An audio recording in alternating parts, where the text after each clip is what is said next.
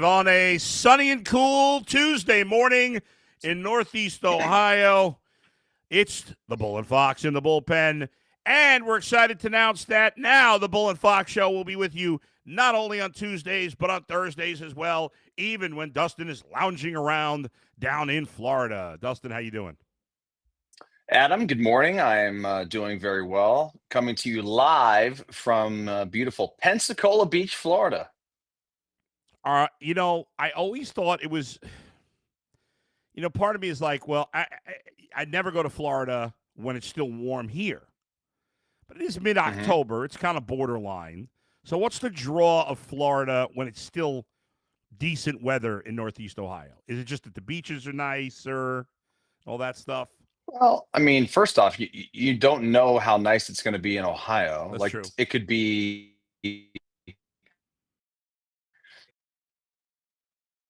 something like that. Going to be like 70 degrees in Ohio. Yeah, it's supposed to be about 70 today, high 60s. Okay.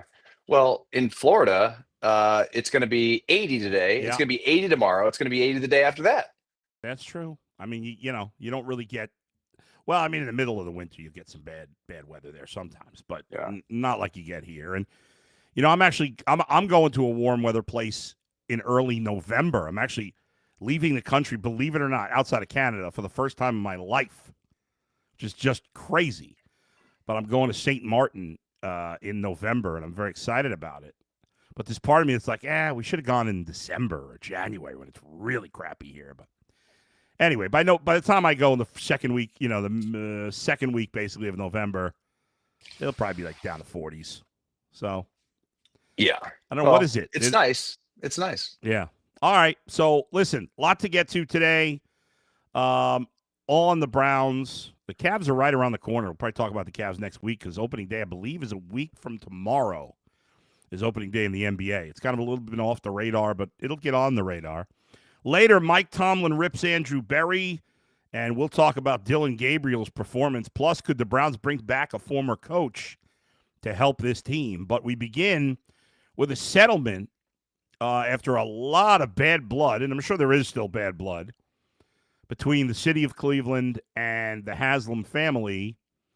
The Browns and the city have agreed to a settlement that includes $100 million towards tearing down the stadium, renovating the area.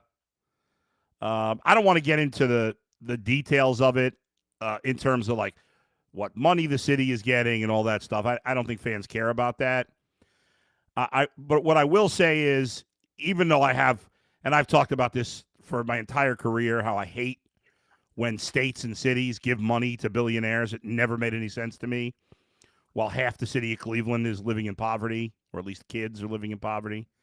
That being said, it's better, I think, better for everybody that they squash the beef between the city and the team, and that all the court cases that were pending are now over. Because that's, nobody wants that hanging over. It's not good for the city. It's not good for the team. It's not good for the fans.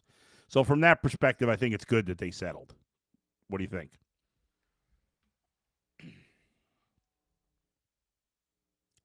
I think we lost Dustin.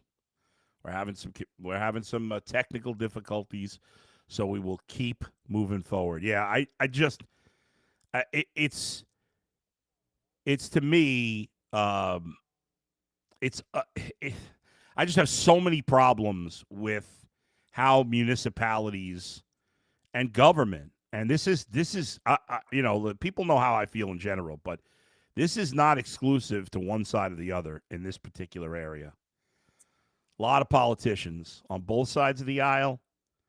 The money's not going to the right people. Like we shouldn't have people living on the street. We shouldn't have kids unable to eat, and a billionaire's getting unclaimed tax money. Like, why is that money not going to other things?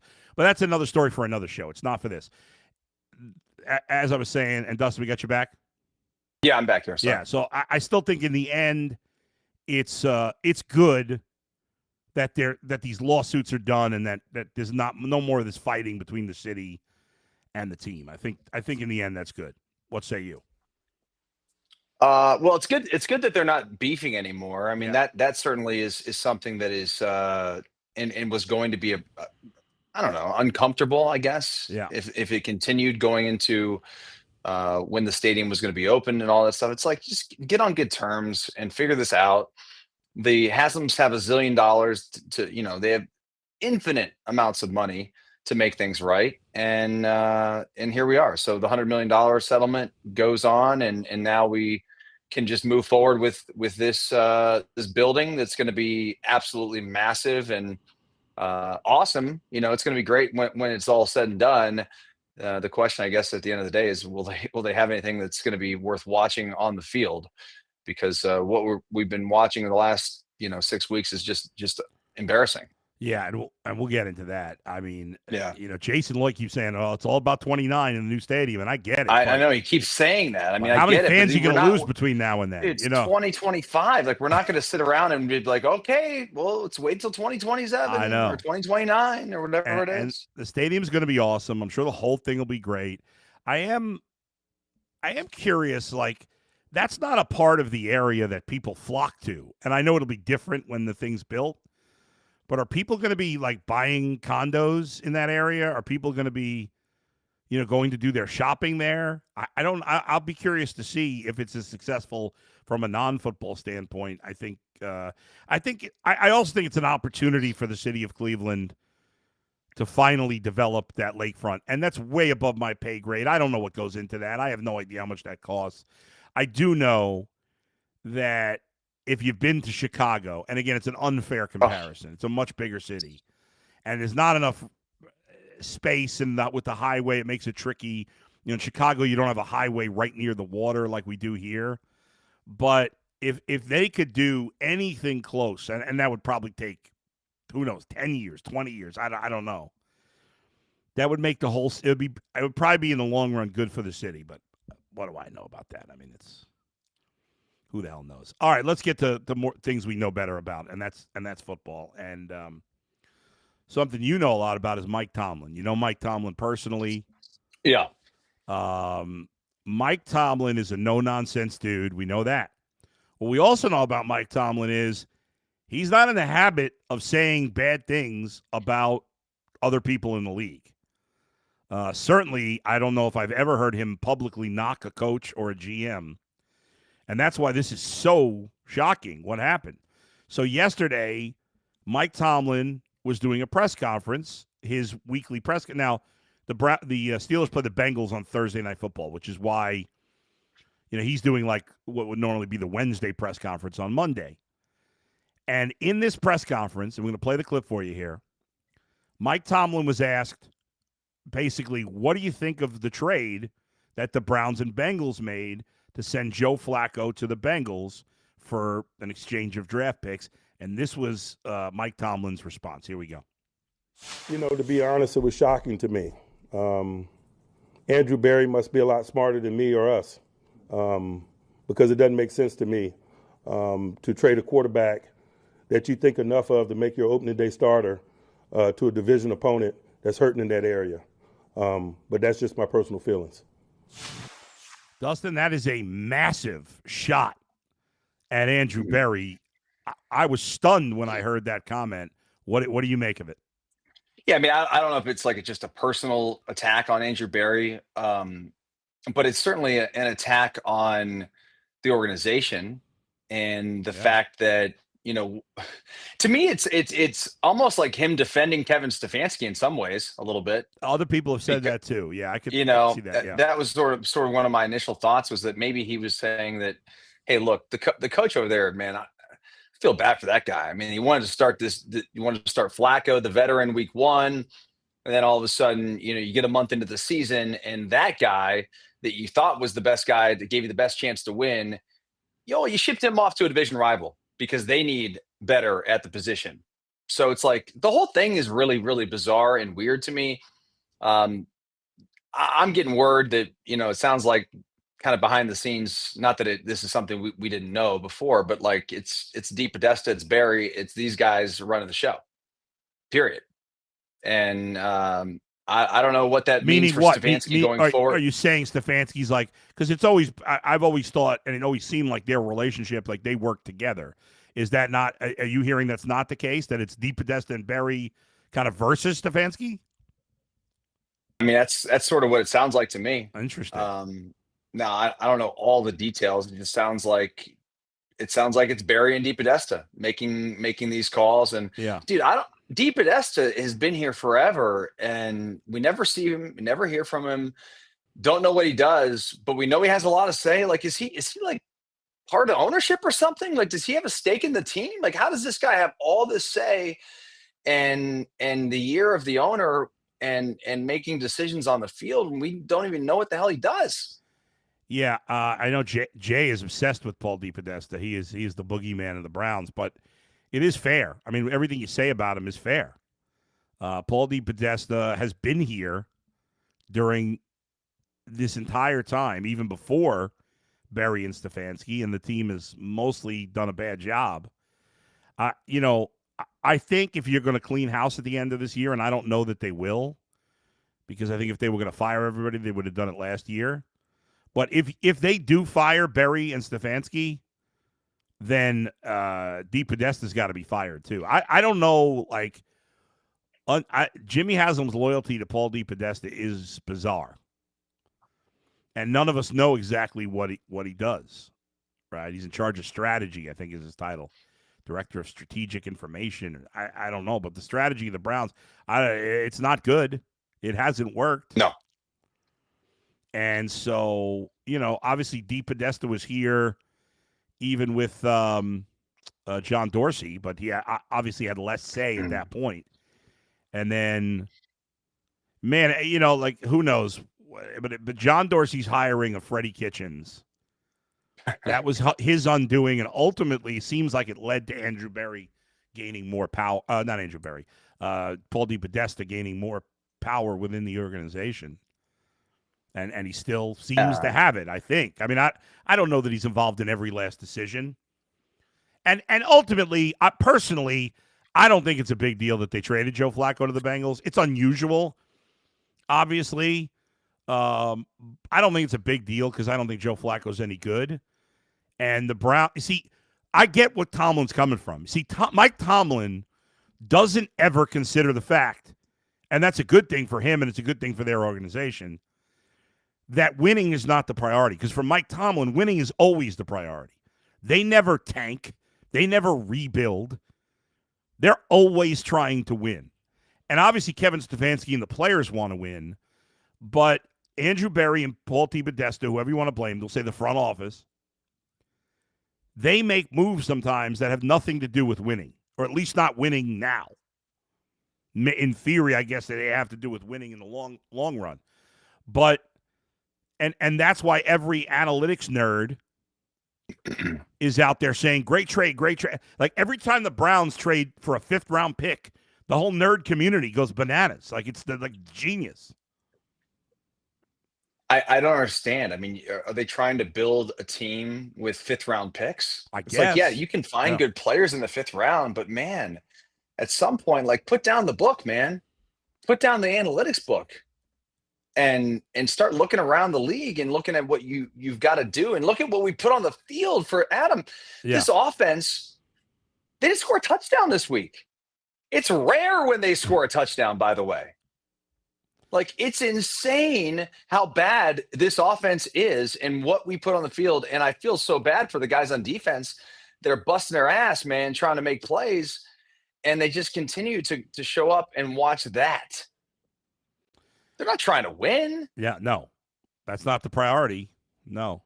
Browns have won just 4 of their last 25 games going back to week 18 of 2023, including the playoff game. They're 4-21 since that time. In that, what was that stat stat you put up about the Lions offense versus the Browns? Like, the Lions are at where they were averaging. Well, the Lions have scored in their since week 2 of this year. The Lions have scored, I want to say, 170 points. And if you go back to like Thanksgiving of last year, the Browns haven't scored that many points. So the Lions have scored more points in the last 5 weeks than the Browns have scored since the week before Thanksgiving last year. And so it's like 5 games versus, I want to say 13, 14 games at this point. It's just crazy. The Browns have failed to score 20 points for the 11th straight game. Can you imagine that? In the NFL? In fact, it's worse than that. They have not scored 20 points in 22 of their last 25 games. 22 of their last 25 games, they have scored 19 points or less. I don't know if you saw this thing yesterday. We talked about it on UCSS.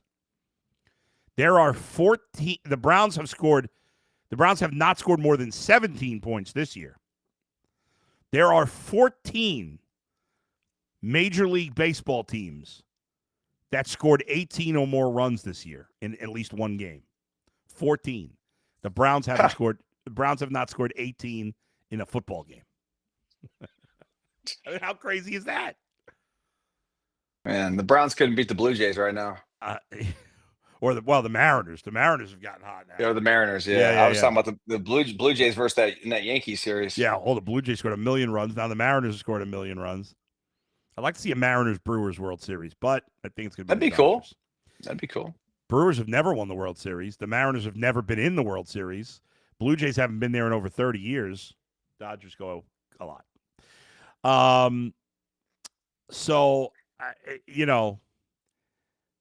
Obviously Tomlin doesn't think highly of the Browns front office, and it could be a defense of Kevin Stefanski. I heard our guy Nick Wilson. I was listening to Nick and Jonathan a little bit for a few minutes yesterday while I was driving around, and Nick had Nick's conspiracy theory. You know me, I'm not a big conspiracy theory guy, but I kind of like this. I don't buy it, but I like it. Is that Mike Tomlin is defending Stefanski because Mike Tomlin owns Stefanski and doesn't want to see Stefanski get fired. Are you buying Nick's conspiracy theory? I think that Mike Tomlin has owned whoever is coaching for the Cleveland Browns. Fair. I don't think it matters. Like, as long as the Haslams own the Browns and they keep hiring the same people, or similar type of people that they just can't get it done, it's like, okay, it doesn't matter, dude. The Steelers are going to own the Browns until forever, until eternity. It's crazy. I don't know if you heard. I don't know if you heard me say this stat. I can't remember if you were there when I mentioned it last week, but do you know who has the most career receiving yards for the Browns since '99? Oh yeah, I did remember you saying this. I forget now, but it was somebody from like right when they came back, right? Like early 2000s? No, that's it. He's still on the roster and he plays tight end. Oh, come on. Yes. Njoku, really? Think about that for a minute.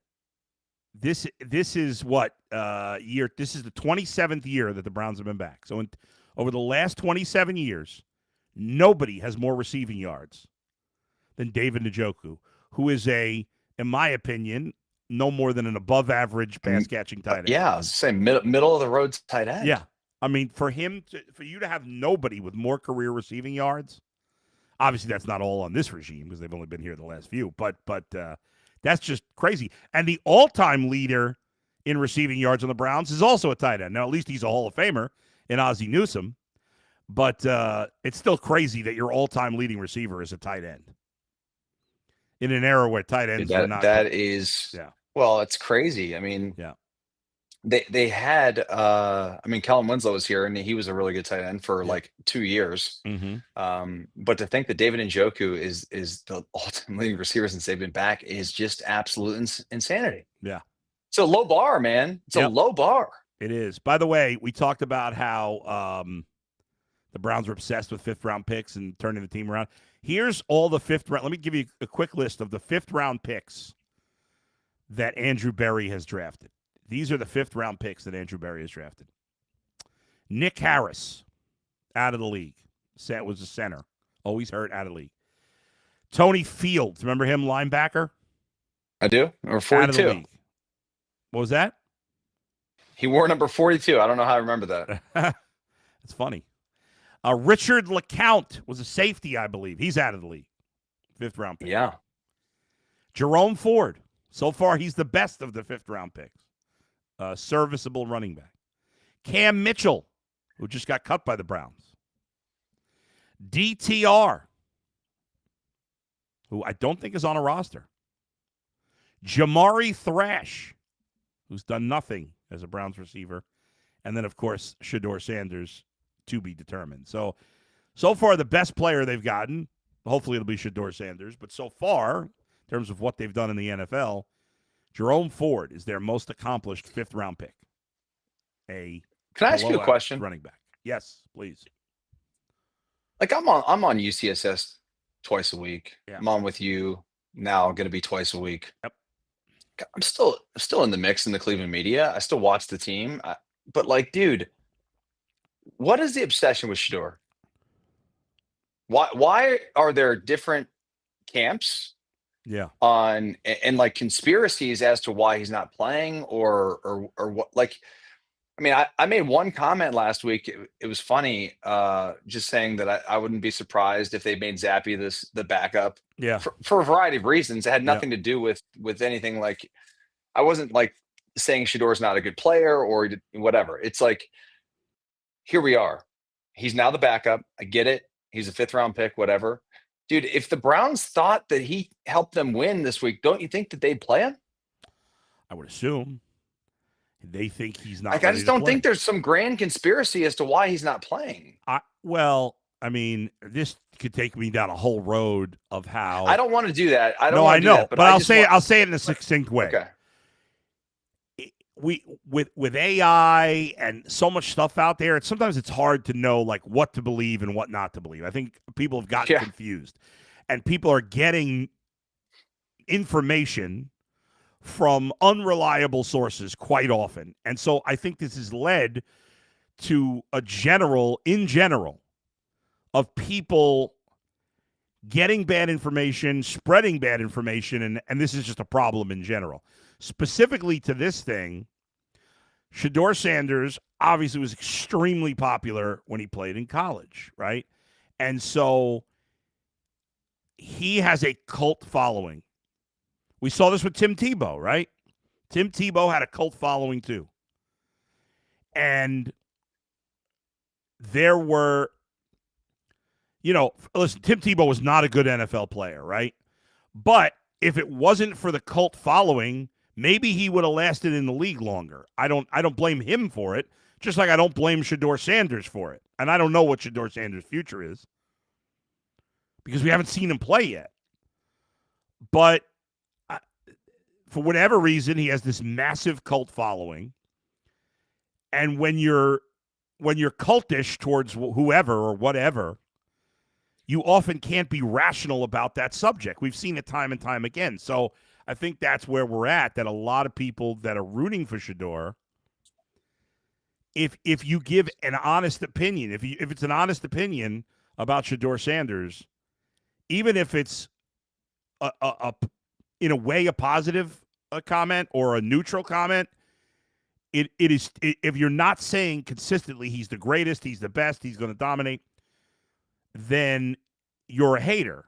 And to me, what this is only doing is it's the people that are not in the cult in any area are going to be so turned off by the cult that it almost pushes you to be anti the player. And I think in the media, I think everybody that's covering Shedeur Sanders has to make sure that we're covering him fairly and we're not being swayed by the cult to be overly positive, and we're not being pushed by the cult to be overly negative. I think it's a real challenge for everybody in the media to stay fair about Shedeur Sanders, even when you're being pushed in both directions about that situation. That's how I see it. And it's hard because you can give an honest opinion. Like I said, when we were talking about, should he be the backup? I remember saying I said, maybe it'd be better for Shedeur if Bailey Zappi was the backup And if something did happen to Dylan Gabriel, well, then you start Shedeur the next week, but he doesn't have to come into the game in the middle.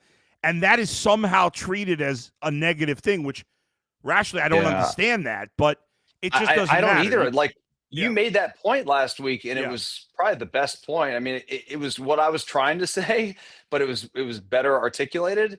And yet you're a hater of Shedeur for that. And I am a hater and all these things. It's like, dude, I can't even have a rational conversation with some of these people. I mean, it's not everybody. I mean, there's a niche part of the audience that is in that. I mean, a lot of those fans are not even Browns fans. No.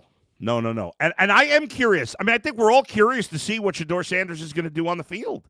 Absolutely. I'm curious, and I hope he does well when he gets the opportunity. I think it's going to be I think it would be hard unless you're a stud quarterback, a proven veteran stud quarterback. I think it would be hard for almost any quarterback to have success right now in this offense. Like, certainly Josh Allen could, and I know Josh Allen and the Bills are not playing great the last couple of weeks, but still, overall. Like, Josh Allen could have success, and Joe Burrow if he's healthy, and Lamar, and we know the names. Maybe even Baker, the way he's playing, right? I shouldn't even say maybe. The way he's playing, maybe. He's playing probably. He may be the leader in the clubhouse for MVP right now. It's very early, but he certainly might. He's playing great football. But outside of those top quarterbacks, I don't know that there's any rookie that could have success with this offense at the moment. I don't think personally. Again, small sample size, unfair. I don't think Dylan Gabriel's that good a quarterback, but I don't know how much success he can have. And I'll say the same thing about Shedeur Sanders. I don't know what kind of quarterback he is. I'm curious. I think there's a wide spectrum as to what. Like, to me, I look at Dylan Gabriel and I'm like, And again, I fully admit, completely unfair, 100% unfair to judge based on 2 games. But just my general feeling for whatever about Dylan Gabriel is like, he's a guy like a Colt McCoy. He's a Case Keenum. Guy's going to be a backup in the league for a long time. Might start occasionally. That's what he is.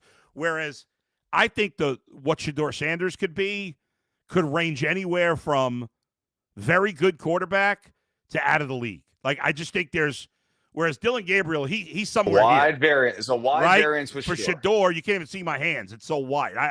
I don't know how, and that's exciting. That's exciting. But in this offense, with this roster, I don't know that Shedeur Sanders could have any success. I think it's going to be hard for him to have success. I don't. You've got receivers that just can't seem to catch the football. It's crazy. The offensive line right now, Adam, is just really a shell of what it used to be. Yeah. Dylan Gabriel was sacked, 6 times Sunday? I think he got hit 17 times. 16? 16, which I believe was the most in the NFL this year. And we want to see Shedeur in that. Okay. And I do. I guess some point. I'm here. Listen, I'm here for it. And and if that's what the fans want, fine. Dude, it's not going to make the record any better.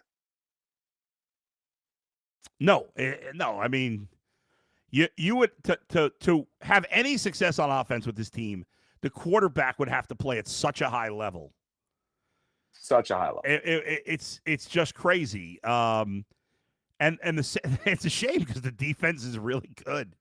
Like, you can win in the playoffs with this defense if you had even a middle of the road offense. Like, I don't think you could win a Super Bowl with a middle of the road offense with this team, but you could be in the playoffs. And we're seeing it with Pittsburgh. Pittsburgh's got a middle of the road offense. Their offense isn't that good. Look at Seattle. They've got good defense. Yeah. Kind of middle. Darnold's actually played better, but I don't know. And ultimately, is Seattle or Pittsburgh going to win the Super Bowl? Probably not. No, but if you're a fan, at least you get to see competitive football. A team may, probably make the playoff. The Steelers are going to make the playoffs unless something really weird happens. Steeler fans are not happy that they lose in the first round every year. I get it. I'd be pissed too because you're spoiled. You've won Super Bowls. You've seen Super Bowls. But still, as frustrated as Steeler fans are, they would never trade place with Browns fans. Never. That comment says all we want for Shedeur is for him to have a fair chance. That's it, point blank. Yeah, I mean, I don't. You think he's being treated unfairly? I don't. I don't necessarily think he's being treated unfairly. Uh, I mean, Listen, I don't know what's. he's Go ahead. good. No, you go. No, I was just gonna say. I mean, he's a 5th-round pick. He was, lower on the depth chart for a variety of reasons. And this thing will play itself out. Like it. Why are we so impatient? I mean, I get it. The Browns have stunk, and the offense is really, really bad. But man, if we put Shedeur Sanders out there, and it goes like horrendously, then there's no hope in the kid. It's like I'd rather just like hold off that hope and let him continue to develop until the right time, and then when you get him in there and it is the right time. Yeah. I want things to go well for the young man. I've made it clear. I agree with you. I've made it clear for the last couple of weeks that I have lost faith in Stefanski, and I think at the end of the season, unless he does something to dramatically change my mind over the last 10 weeks, I would probably move on. I would definitely move on from him again, unless there's a massive change. That being said, the idea that Kevin Stefanski would purposely sabotage Shedeur Sanders doesn't make any sense. Anything's possible. I'll say that I guess there's a 1% chance there's some reason he would do it. I don't know. It rationally makes no sense. So, Yeah. Right now, Dylan Gabriel's out there not looking good. He's getting his ass kicked. Now, I think it's fair to see Dylan Gabriel get a shot against some teams that aren't as good, right? They're playing the Dolphins. You're playing the Jets. I mean, next 2 weeks, you're playing teams that are as crappy as you are. So let's see if I'll tell you this, like, if he stinks against those teams, even with the lack of talent around him, at some point, yeah, I think you got to think about Shedeur. I don't know what's going on. Here's what we don't know. We don't know behind the scenes, like, from watching Shedeur Sanders in practice or whatever, what he's doing in the meeting rooms, the film room, I don't know. Is he ready to play? And we have no idea. We can throw any conspiracy theory we want, but he's a young player. If you take the name off and just say young player not drafted in the first round, it doesn't even matter that it's 5th. He's not a first round pick, right? Any young player Correct. not drafted in the first round at quarterback is often not going to get on the field in his first year. I mean, it's not a common occurrence that a non-first round quarterback gets on the field. In fact, there's been a handful of obviously first round quarterbacks that haven't gotten on the field in their first year for a variety of reasons. Just because he hasn't played to this point. And here's the thing. When Shedeur Sanders got the start for, what was it, the second or third preseason game, I can't remember, people were mad then because they said, well, you didn't let him practice at all, and now he's getting thrown in there. So you can't win it all in that situation. Because if Shedeur goes in and plays crappy for whatever reason, whether even if it's not that much his fault, it's just everybody around him sucks and he can't get anything done. Everybody will be angry that why'd you put him in there? You gave him no chance. Your play calling was terrible. This was terrible. I mean, exactly. So it's a no-win situation. It's led to a lot of divisiveness within the fan base. But I do agree. I think a lot of the noise is coming from people that are not Browns fans necessarily. I get it. We've all had the player that we've loved, that we've supported, and you're like, why isn't this guy? I think this guy should be playing more. And I get it. He's still a rookie. Wherever he was drafted, even if he were a first-round pick, he's still a rookie. Like, his career is just getting started. If it doesn't happen the first month of his rookie season, it doesn't mean his career is over. At some point, Shedeur Sanders is going to get a chance to prove himself when it matters in a regular season game.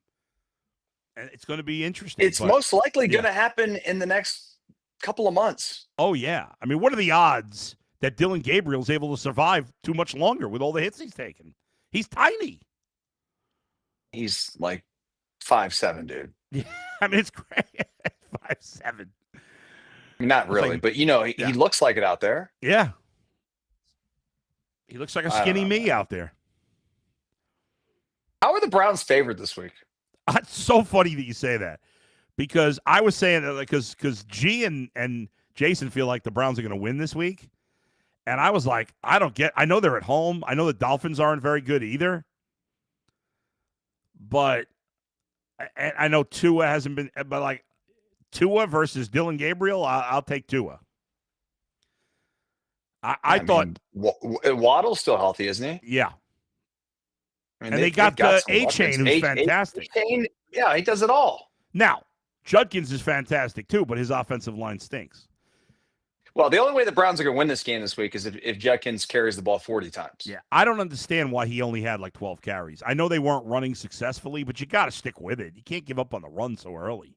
I mean, dude, just play like freaking Army and just run him every play. Did you see that? There was a video going around Instagram of this one Army drive from last week, which was an 11-minute drive, and they ran on every play. They run pretty much every play, don't they? They ever throw? Yes. They do, like 5 to 7 times a game. Yeah. It's funny that you say that. I kind of half-jokingly suggested the Browns play that way. The problem with that is, I mean, beyond the obvious is that, like Judkins is their only good back. The other backs are just guys. I don't know, but like the Browns should, you can't give up on the run that quickly. And especially in the third quarter, when the game was still in reach, right before the Browns got that third field goal and they were inside the 5-yard line, Judkins got the ball on first down, got him from the 7 to the 4. And then they ran 5 more plays without Judkins being on the field. Like, how? I don't understand that. I don't either. It's mind-blowing, man. Yeah, he's a beast. I mean, he's legit. I know those he looks like he belongs. Yeah. And we all love Harold Fannin. You covered him a million times in college, and he's had his bad. That was the best throw I've seen Dylan Gabriel make in 2 weeks. Yeah. He would have had a 100-yard game, Fannin, if he catches that ball. Right in his hands. You got to catch that ball. It's very frustrating. Yep. One last thing I want to hit on, and then we're going to take off. And then before we do that, let's just get some comments from the fans here. Brian says, good morning, Bull. Do you guys get hazard pay to watch the Browns play? We probably should. Sizzle says, the offensive line accounts for 90% of our failure, in my opinion. No time for receivers to get open. Don't get me wrong, Judy is horrific, but we need a little more time. I don't know about 90%. The Browns have the worst tackles right now in the league by far. They're awful. So bad. Sizzle also wants to know the best place to eat in Canton. Go ahead, Dustin. Best place to eat in Canton. In Canton? Yeah. I mean, like, you want pizza? And you want like something like high end? He didn't. There was no specifics there. I'll tell you, pizza. Yeah. Pizza oven or Krause's on 30th Street. Mm-hmm. Best wings or Krause's on 30th Street, and then my favorite restaurant in Canton is Bender's downtown. I don't know that place. Well, it's just like American food? Seafood, steaks. Yep. Yeah. Speaking of which, we should spend a second talking about our guy, George. Yes. George Schindler passed away. For those who don't know, George was one of the owners for Delmonico's, Sam Hospitality and Group. Dave's, all the hospitality restaurants, Rosewood Grill.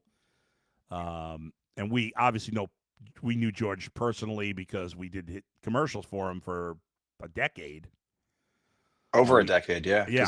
We continued it for a while. Yeah, and you knew him. I mean, like, I knew him well, but you knew him way better than me because you spent more time with him because you were hanging at the restaurants, and we had a really nice relationship with him. I was so sad when you texted me the news yesterday that he passed away, sadly.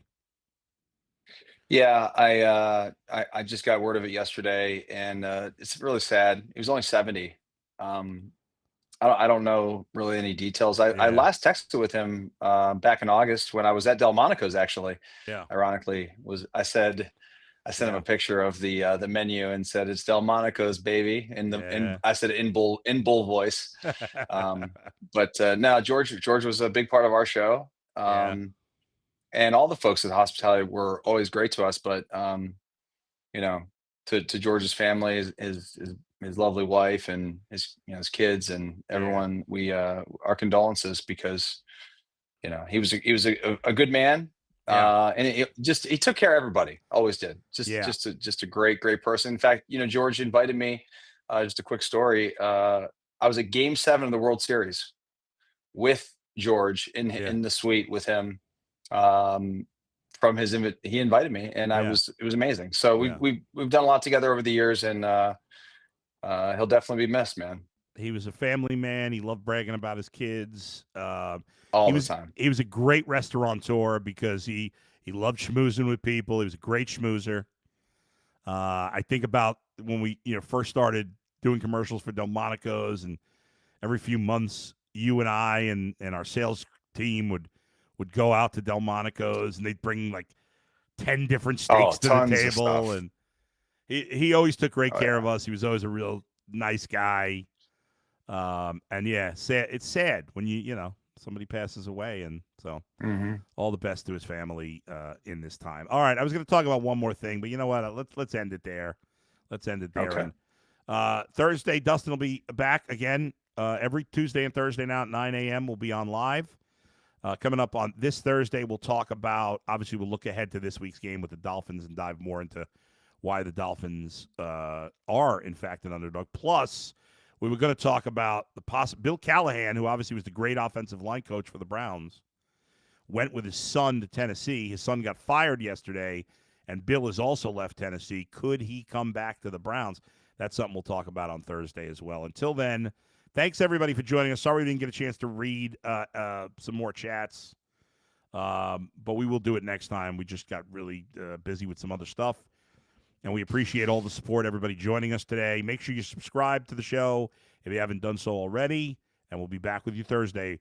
Where else but right here with Bet Rivers, Bull and Fox. See you next time, everybody.